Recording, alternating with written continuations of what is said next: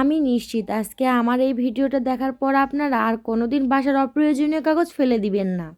তো hello everyone, আসসালামু আলাইকুম। তো আজকে আমি আপনাদেরকে দেখাবো কিভাবে বাসার অপ্রয়োজনীয় কাগজগুলো ফেলে না দিয়ে কাজে লাগানো যায়। তো এই তো দেখতে পাচ্ছেন আমি একটা সুন্দর মরিচ গাছ বানিয়ে ফেলেছি। তো চলুন শুরু করা যাক আমি কাগজ দিয়ে এত সুন্দর মরিচ গাছ কিভাবে বানালাম। তো আমি অনেক কয়টা কার্টুন নিয়ে নিয়েছি, তারপরে কার্টুনগুলোকে টুকরো টুকরো করে ছিঁড়ে একটা গামলাতে পানি নিয়ে এগুলোকে ভিজিয়ে রেখেছি 3 থেকে 4 দিনের জন্য। কার্টুনগুলো পানিতে 3-4 দিন ভিজিয়ে থাকার কারণে কার্টুনগুলো অনেকটাই নরম হয়ে যাবে, যার ফলে আমার এই কার্টুনের কাগজগুলো ডলতে খুব সহজ হবে। তো এরপরে আমি ভেজানো কাগজগুলো অল্প অল্প করে নিয়ে ছাদে খুব ভালো করে ডলে নেব।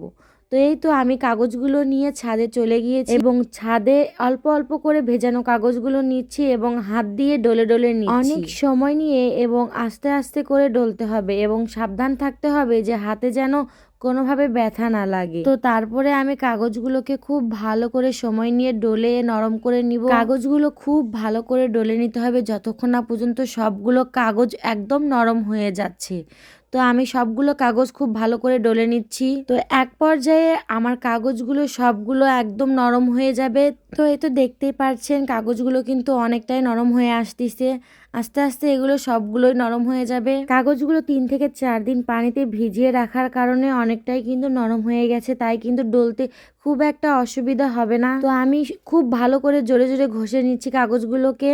একই পদ্ধতিতে আমি সবগুলোকে কাগজ ডলে নিব। সবগুলো কাগজ ডলে নেওয়ার পরে কাগজগুলো থেকে পানিগুলো খুব ভালো করে চিপে চিপে পানি বের করে নিব। এই কাগজগুলোতে কিন্তু প্রচুর পরিমাণে পানি আছে, যা আমাকে একটা কাপড়ের সাহায্যে খুব ভালোভাবে চিপে পানিগুলো বের করে নিতে হবে। তো এই তো আমার সবগুলো কাগজ একবারে ডলে নেওয়া শেষ। এই পর্যায়ে আমি একটা কাপড়ের সাহায্যে এই কাগজগুলো থেকে পানিগুলোকে খুব ভালো করে চিপে নেব। কাগজগুলোতে কিন্তু একদমই পানি থাকা যাবে না। তো এখন আমি এই কাগজগুলো একটা কাপড়ের সাহায্যে চিপে নিব। এই তো দেখতেই পারছেন কতটা পরিমাণের পানি আছে কাগজগুলোতে। আমি আপনাদেরকে এমনিতে হাত দিয়ে একটু চিপে দেখিয়ে নিচ্ছি। তো এই তো খুব ভালো করে পানিগুলো কিন্তু চিপতে হবে। তো এই তো দেখতে পাচ্ছেন আমি কিভাবে চিপে নিচ্ছি। এভাবে সবগুলো কাগজই আমি খুব ভালো করে চিপে নিব এবং একদমই পানি থাকা যাবে না।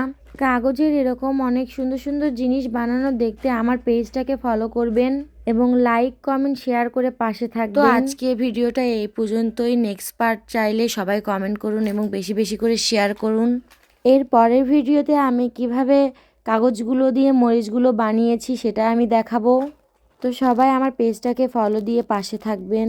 তো আজ এই পর্যন্তই। সবাই ভালো থাকবেন, সুস্থ থাকবেন। আল্লাহ হাফেজ।